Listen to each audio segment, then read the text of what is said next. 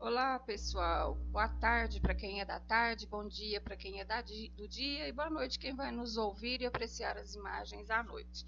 Esse vídeo hoje foi feito com muito carinho e muito especial para a gente falar um pouquinho sobre a luta, né? O que é o Outubro Rosa, porque na verdade, quando a gente fala de Outubro Rosa, vem a palavra câncer e vem vários medos, que pânico, né? Uma sensação muito ruim.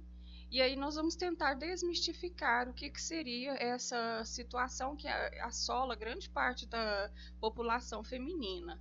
O Outubro Rosa é uma campanha de prevenção contra o câncer de mama. Surgiu em 1990, numa corrida de rua e destinada à cura na cidade de Nova York, que quem criou, na verdade, o laço, essa simbologia e colocou a homenagem toda, né, do programa da saúde em outubro, foi a Fundação Susan Komen. O laço possui esse formato para simbolizar as pernas, né, que a gente precisa de perna para correr, e a cor rosa para a pessoa que para quem foi homenageada com a Fundação contra o Câncer, que a rosa era a cor favorita dela. Desmistificar o câncer de mama é muito importante para poder combater. Nos últimos anos, a taxa de mortalidade causada pela doença caiu mais de 40%. Isso é graças ao diagnóstico precoce, né? Porque é muito complicado, às vezes, detectar. Quando as campanhas falam muito, né, do se toque, apalpe o seio para ver se tem nódulo, na verdade, quando a gente já consegue apalpar e sentir o nódulo, a enfermidade está numa situação já um pouco avançada. Então, quais são os sintomas? Vermelhidão, às vezes coceira, sai uma secreção, né? O formato do seio perde um pouco a sua irregularidade. Então, o ideal é que através dos exames preventivos a gente possa detectar isso antes dessa fase aí. Mas câncer de mama não é uma coisa exclusiva da atualidade, né? Tem um livro que foi publicado, daqui a pouco nós vamos falar sobre ele, mas também no Ministério da Saúde, uma cartilha, né, sobre o câncer de mama. Tem lá os dados históricos de que os egípcios e gregos tiveram os primeiros registros de tumor de mama. Lá no Egito, de acordo com esse papiro que foi encontrado, né, o médico registrou, era o sacerdote Mortepe, ele registrou 48 casos que ele fez cirurgia de mama para tirar esses nódulos. Então não é um presente só, não é uma coisa do tempo presente, não é uma coisa que afeta nós mulheres da atualidade. Hoje em dia, em termos de história, falo como historiadora, está muito assim em voga as pesquisas, as tomografias computadorizadas realizadas nas múmias. Mais do que isso, eles colhem ali o material genético e, através dos avanços tecnológicos, fazem a reconstituição. Dá para ver até a fisionomia de como era a população egípcia, né, de acordo com as informações do DNA que a múmia traz. A revista Galileu, em função de todas essas pesquisas, ela publicou a descoberta de um câncer de mama numa múmia. Interessante, né? E o que eu achei mais interessante na pesquisa historiográfica desse assunto é que essa enfermidade, câncer, ela não é também uma coisa da atualidade. Inclusive, o nome de câncer associado à figura do caranguejo foi o pai da medicina, Hipócrates. Há mais de 400 anos antes de Cristo, ele deu esse nome para essa enfermidade porque ele começou a pesquisar alguns nódulos, alguns caroços que apareciam, algumas veias e artérias, e aí a artéria na verdade, ela se escondia nos nódulos, como as patas de um caranguejo se esconde na areia. E quem tiver interesse, essa curiosidade sobre o nome, né, a descoberta pelo pai da medicina nesse tempo aí, 400 anos antes de Cristo, saiu na revista super interessante. E o médico Siddhartha Mukherjee, autor do livro Imperador de Todos os Males, ele pegou esses papiros que eu já havia comentado, né, que foram descobertos desse sacerdote egípcio Imhotep. Ele descreve os 48 casos que ele fez a cirurgia e deu o nome de massa protuberante no seio, que indicaria provavelmente um câncer de mama. Na atualidade, os registros apontam que a primeira cirurgia contra o câncer de mama foi feita em Londres em 1778 pelo médico Stuart Hawson, e ele realizou uma mastectomia radical em 1890. E essa figura aí é a figura da época, essa foto é do Dr. William, e mostra o quão agressivo era o tratamento, porque nessa mastectomia radical tirava boa parte do peitoral da mulher. Então ficava esse oco, esse fundo. Aqui no Brasil também foram realizadas algumas cirurgias assim, mas bem lá no iniciozinho, mais para trás. Com os avanços, né, do século XX, a tecnologia, os estudos, aquilo que a gente fala, tem que desmistificar a doença. A mastectomia, ela é realizada uma mastectomia simples, né? Retira-se os nódulos após todo o processo que a gente fala de estadiamento, né, de tratamento da doença, e os efeitos, assim, né, a mutilação, se a gente pode dizer assim, no corpo feminino, ele é bem menor. Isso graças aos médicos que se debruçaram a estudar a doença e os avanços tecnológicos. No Brasil, o controle do câncer de mama pelo SUS, ele começa na década de 70, quando chegam os primeiros mamógrafos. A gente sabe que o SUS promoveu uma campanha intensa, porque não é fácil, né, a gente divulgar o Brasil grande do jeito que é, espalhar a tecnologia e fazer chegar a qualidade do atendimento em todas as mulheres, né?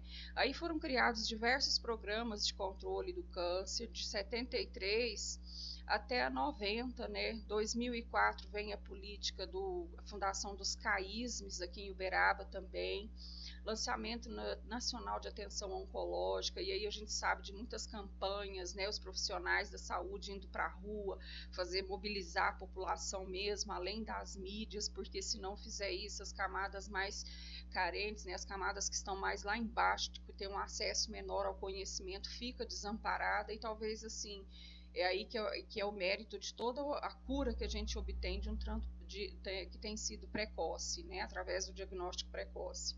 E o que causa? Não tem uma única causa. Algumas delas se repetem nas mulheres, que seria o excesso de peso, sedentarismo, históricos relacionados à vida produtiva, né, data quando se inicia muito jovem o ciclo menstrual, história de câncer de mama, né, que aí vem os fatores genéticos, muito consumo de álcool, câncer de ovários na família, e tem também, até pouco tempo, acreditava-se que o câncer era exclusivo das mulheres em processo de envelhecimento, mas atualmente o volume de mulheres de 20 a 30 anos com câncer de mama também tem assustado não, tem feito um alerta muito grande com relação a essas novas pesquisas, o que causa, né, os fatores. E como eu disse, aí nós temos o mamógrafo,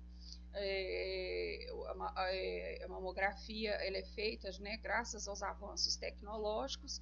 O diagnóstico, ele não é um diagnóstico assim muito rápido de se fazer, que aí vai depender do empenho de quem está fazendo o diagnóstico, né, os tipos de corrida que faz, porque é a biópsia que vai confirmar se é câncer ou não, porque em alguns casos os ductos de quem amamentou, os ductos se calcificam, né?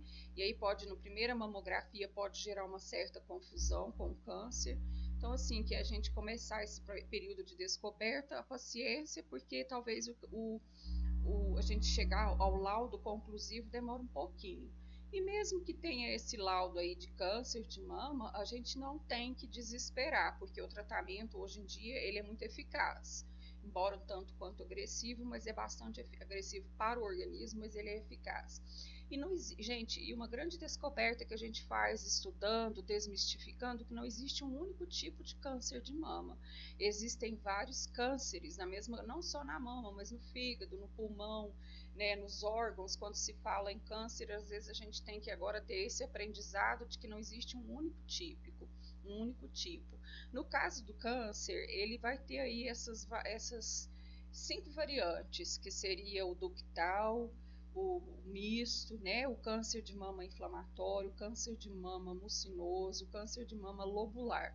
Os mais assim que mais frequentes são o ductal e esse lobular, que a gente vai dar uma atençãozinha especial para eles. O carcinoma in situ, ele acontece dentro dos ductos e normalmente, por ficar apenas aí dentro dos ductos, ele não desenvolve metástase, ou seja, ele não caminha para outros órgãos do organismo.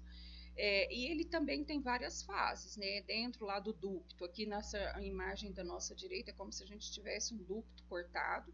A gente vai ter o estágio 1, o estágio 2, 3 e até o estágio mais avançado. Esse seria o in situ ductal. Então, ele é curativo, mas ele é também muito agressivo, porque ele cresce muito rápido. Nós vamos ter o carcinoma invasor, né, dentro da mama. Esse é um pouquinho mais trabalhoso de cuidar, porque ele não fica dentro do ducto. Ele se esparrama e a chance de ocorrer a célula cancerígena, ela fica por lado de fora da mama, ela não fica só no ducto, e a chance dela cair na corrente sanguínea e se esparramar para outros órgãos também é um pouco maior, mas mesmo assim, metástase não significa fim de vida, não significa impossibilidade de tratamento, né? E quais são os tratamentos? Nós temos as cirurgias, as hormonioterapias, a terapia-alvo, radioterapia e a quimioterapia. Dentro da linha de quimioterapia, nós temos várias ações medicamentosas, vasotratamento, tudo isso para assegurar uma qualidade de vida maior, né? Mesmo com isso. Agora a gente vai observar um pouquinho das fronteiras do câncer de mama. Olha, o câncer de mama, ele pega. Por que a campanha é intensa? Porque de todos os tipos de cânceres, ele pega 25% do total nas mulheres. E a cada ano surge 1,6 milhão de novo caso. No ranking aí da mortalidade, é a quinta maior causa de câncer no mundo. Então, é a mortalidade de quinta no mundo inteiro, entre homens e mulheres, e ele, infelizmente, é o grande vilão. Isso em números significa 522 mil mortes por ano. No Brasil, em 2017, surgiram 58 mil novos casos, e aquilo que eu já falei, 10% desses casos em mulheres jovens. Infelizmente, a mama é o órgão feminino que acontece a maior incidência de câncer, né? Se a gente pegar aí de cada 100 casos de cânceres, 30 acomete o pulmão, ou a mama. 30 de cada 100 mulheres com câncer, 30 delas estão com câncer de mama. 13 nos pulmões, colo e reto 7, e aí vai caindo, colo uterino 7, melanoma 5, tireoide 4, linfoma NH4, rins 3, pâncreas 3 e leucemia 3. E uma coisa muito surpreendente para os médicos da área, né, é que mesmo com tantos os avanços, eles sobram exemplos para mostrar que a fé continua a desempenhar um papel muito importante no tratamento contra o câncer. Ela é o melhor aliado que a medicina tem. Então, achei muito interessante o depoimento da doutora psico-oncologista Cristina Rastarabai, que ela diz o seguinte: é como se o paciente se sentisse mais fortalecido, né, com essa medicação aí da fé.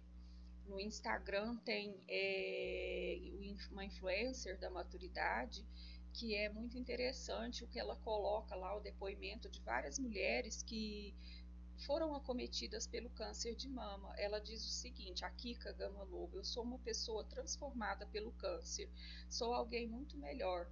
Então eu achei muito interessante finalizar com essa fala da Kika, porque qualquer dificuldade, qualquer problema que a gente tem, né, enfermidade ou não, é interessante a gente observar a mensagem que a dor ou o sofrimento vem nos trazer. Elas vêm nos tirar de um patamar, fazer elevar a nossa fé, a nossa confiança no mais alto, e à medida que a gente se entrega ao processo curativo, a gente vai se curando por dentro também, atingindo um patamar humano melhor do que esse que a gente é, né? A gente aprende a transcender a nossa feminilidade, que ela está além dos órgãos, ela está além da matéria, e que se o lado espiritual ele tiver em equilíbrio, todo o outro lado vai ser nutrido e o processo de reabilitação e cura fica muito mais fácil. Se esse vídeo foi útil e esclarecedor para você, eu peço que você compartilhe, se inscreva no nosso canal e ajude a gente a desmistificar um pouco mais dessa enfermidade. Namastê!